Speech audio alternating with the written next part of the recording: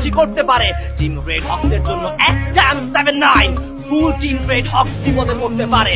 Click shot তার এই অবস্থা ভালো নয়, বাট লেটস সি এই ম্যাচে ভুইয়া কাদের কাছে যায়। ক্ষণে ক্ষণে প্রেশার বাড়ছে, ক্ষণে ক্ষণে চিন্তা বাড়ছে কে জিতবে। একটা কিন্তু প্রেশার তৈরি করে দিবে। ফ্লিক শটকে দেখা যাচ্ছে তিনি কিন্তু ব্যাক ফুটে দৌড়ে যাচ্ছে। 4 এলিমিনেশন এখনো এলিমিনেট হতে হবে। বিদায় এফবিও চলে এসেছে আর days, the moment of champions, the moment of team Bangladesh. Once again কে পাবে সে চ্যাম্পিয়নের খেতাব? জরিয়ের জন্য সলিড পজিশন। রেড হক্সদেরকে নামতে হবে, রেড হক্সদেরকে নিচে নামতে হবে, প্রেসার করতে হবে। লেটস সি উপর থেকে থাকবেন জরি, একটা পারুঙ্গার পজিশন পরিবর্তন করছে, এটা তাদের নর্মাল এবং নার্ভাসনেসকে কিন্তু প্রমাণ করছে জরি।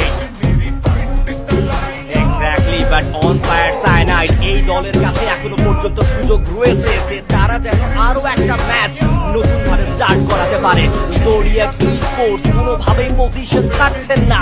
On the other side red Hawks তারাও কিন্তু কোনো প্রকার সুযোগ দিচ্ছেন না অপোনেন্টকে যেন তাদেরকে এলিমিনেট করতে পারে।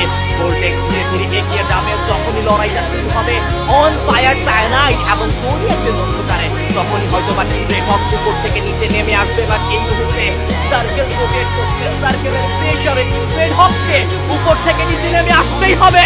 But look at that, zodiac sports তারা জায়গা পরিবর্তন করে ফেলেছে।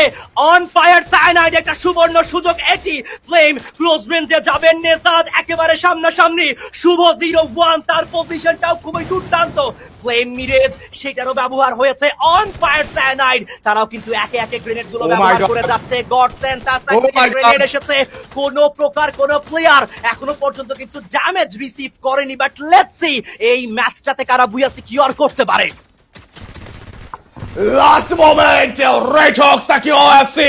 Look at the pressure, think about it. আমরা চ্যাম্পিয়নের খুবই কাছাকাছি।